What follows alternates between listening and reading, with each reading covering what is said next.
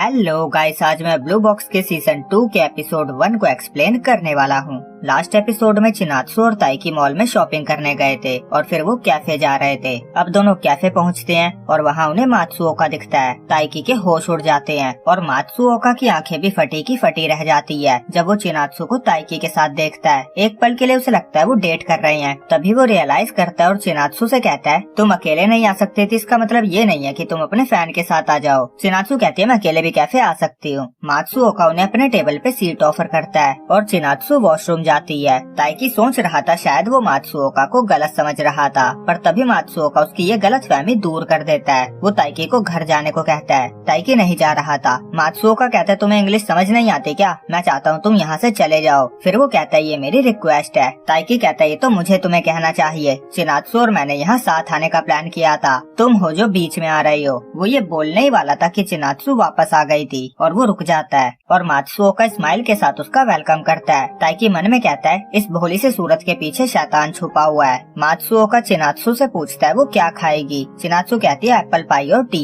वो कहता है तुम तो चाय की दीवानी हो, क्लासरूम में भी पीती रहती हो। ताइकी मन में कहता है इतना तो मुझे भी पता है। फिर मात्सुओका ताइकी से कहता है तुम क्या ऑर्डर करोगे, प्रोटीन। ताइकी समझ जाता है वो उसे चिढ़ा रहा था, पर वो आराम से कहता है मैं एप्पल पाई खाऊंगा, चिनात्सु ने मुझे रिकमेंड किया है। मात्सुओका कहता है इससे मुझे याद आया जब हम जूनियर हाई के बास्केटबॉल टीम में थे तो चिनात्सु और मैं प्रैक्टिस के बाद कैफे गए थे। वो चिनात्सु से कहता है तुम्हें याद तो है ना। चिनात्सु कहती है हाँ। वो पूछती है उसे वो कैफे याद है क्या। मात्सुओका कहता है हाँ मुझे याद है, वो जूनियर हाई स्टूडेंट्स के लिए बहुत एक्सपेंसिव जगह थी और नागिसा ने कूल दिखने के लिए एस्प्रेसो ऑर्डर कर दिया था। चिनात्सु कहती है वो यूमेका थी। मात्सुओका का मूड चेंज हो जाता है। फिर ताइकी एप्पल पाई खाता है, उसे वो बहुत अच्छा लग रहा था और उसे खाता हुआ देखकर चिनात्सु खुश हो जाती है और मात्सुओका को लगता है उसने कुछ फनी कहा था, पर जब वो ताइकी को देखता है तो वो समझ जाता है वो किसी ढक्कन से कम नहीं है। सॉरी पर्सनल हो गया, move on to the story. Cafe से बाहर आने के बाद मात्सुओका चिनात्सु से पूछ रहा था अब और कहाँ चले, पर चिनात्सु कैफे में कुछ भूल गई थी तो वो लेने चली जाती है और मात्सुओका ताइकी से पूछता है तुम्हारे पास रिलेशनशिप के लिए टाइम नहीं होगा ना। फिर वो ऐसे एक्ट करता है जैसे उसने गलती से पूछ लिया हो, पर ताइकी समझ जाता है वो ये जानबूझकर कर रहा था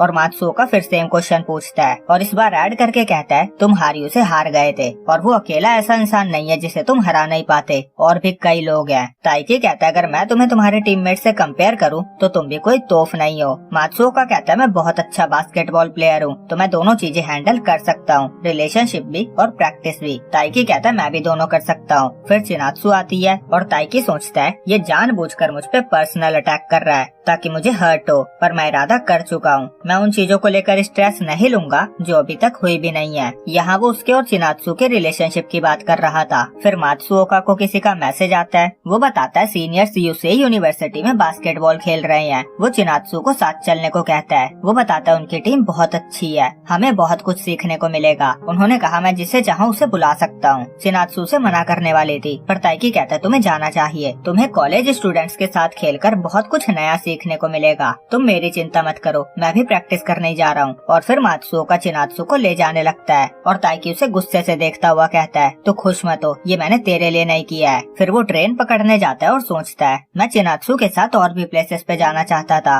पर मैं उसे क्लब एक्टिविटीज में भी सपोर्ट करना चाहता हूँ। तभी वो देखता है स्टेशन पे चिनात्सु थी। चिनात्सु कहती है मुझे लगा तुम पिछली ट्रेन में चले गए। ताइकी कहता है मैं हैंड वॉश करने गया था। फिर वो उससे पूछता है वो यहाँ क्या कर रही है, वो तो कॉलेज में खेलने जा रही थी ना। चिनात्सु कहती है मैं खेलने के लिए दूसरे कपड़े नहीं लाई थी। ताइकी मन में कहता है मैं खुश हूँ कि तुम वापस आ गई, अब हम साथ घर जा सकते हैं, और वो उसे साथ चलने को कहता है। फिर दोनों ट्रेन पकड़ते हैं। ताइकी बताता है उसे एप्पल पाई बहुत अच्छा लगा, उसने वैसा कुछ कभी नहीं खाया था और आज का दिन कैसे बीत गया था उन्हें पता ही नहीं चला था। और ताइकी उससे पूछता है अगर टाइम है तो थोड़ी देर और रुक सकती हो क्या, मुझे एक अच्छी जगह पता है। फिर वो उसे किसी ऊंची बिल्डिंग में लेकर जाता है जहाँ से पूरी सिटी दिख रही थी। वो नजारा इतना सुंदर था कि मानो टाइम बहुत स्लो हो गया हो। ताइकी सोचता है काश ये टाइम रुक पाता। वो पीछे देखता है, वहाँ सब कपल्स आए हुए थे। तभी चिनात्सु कहती है मैं सरप्राइज हूँ कि तुम्हें ऐसी जगह के बारे में पता है। ताइकी मन में कहता है जब से हमारा प्लान कंफर्म हुआ था मैं पागलों की तरह अच्छी जगह सर्च करने में लगा हुआ था। चिनात्सु कहती है क्या तुम किसी और के साथ यहाँ पहले आ चुके हो। ताइकी कहता है कभी नहीं, ये मेरा फर्स्ट टाइम है, मुझे तो लग रहा था हम यहाँ नहीं आ पाएंगे। सीन नागिशा पे आता है। एक लड़की को सफाई करते हुए कोई फोटो मिली थी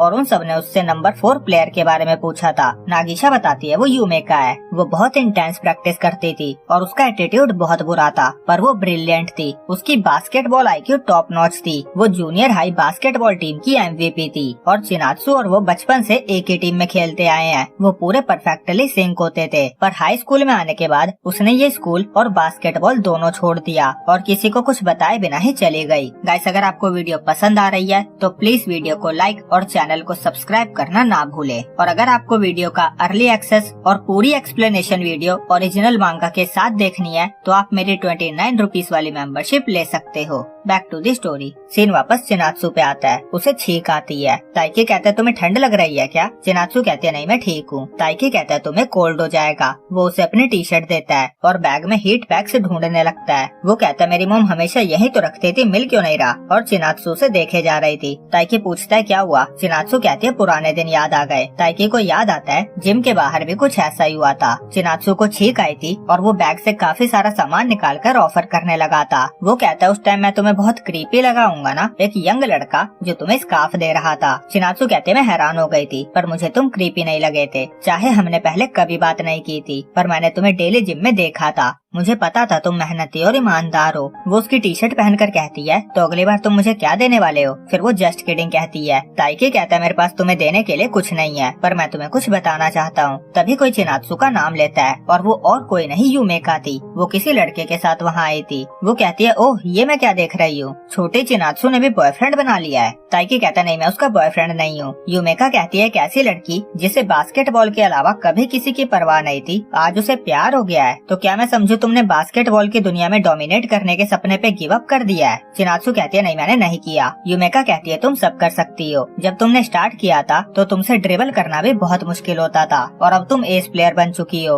और कोर्ट के बाहर भी तुम अच्छी लाइफ जी रही हो। तुम तारीफ के काबिल हो। हालांकि ये सब वो उसे प्यार से भी कह सकती थी, पर वो उसे घूरते हुए कह रही थी। तभी वो लड़का जिसके साथ वो आई थी वो उसके सर पे हिट करता है। वो कहता है तुम ये सब अच्छे से भी कह सकती थी, यही रीजन है कि तुम्हें लैंग्वेज आर्ट में हमेशा लो ग्रेड मिलता है। यूमेका कहती है मुझे ए मिलता है। क्या समझ रहे हो मुझे? बंदर इंटेलिजेंट होते हैं। और फिर वो चली जाती है और चिनात्सु सोचती है ये मुझे घूर रही थी। फिर वो ताइकी से सॉरी कहती है। ताइकी कहता है ये कौन थी? चिनात्सु बताती है मेरी पुरानी टीममेट थी। जूनियर हाई तक हम साथ थे, पर हाई स्कूल में इसने स्कूल बदल लिया। ताइकी को याद आता है उसने यूमेका को पहले भी देखा हुआ है। वो चिनात्सु से भी अच्छा खेलती थी, पर उसने उसके बास्केटबॉल क्विट करने की अफवाह भी सुनी हुई थी और अब अंधेरा होने लगा था तो ताइकी घर चलने के लिए कहता है। फिर वो कहता है यूमेका ने जो कहा बास्केटबॉल की दुनिया को डोमिनेट करना, अगर ऐसा कोई कर सकता है तो वो तुम हो। फिर दोनों ट्रेन से घर जाते हैं। ट्रेन में उन्हें एक प्रेग्नेंट लेडी खड़ी दिखती है। दोनों एक दूसरे को देखते हैं और हंसते हुए अपनी सीट लेडी को ऑफर करते हैं। ताइकी चिनात्सु को बैठे रहने को कहता है, पर वो कहती है स्टेशन आने ही वाला है, मैं ऐसे ही ठीक हूँ।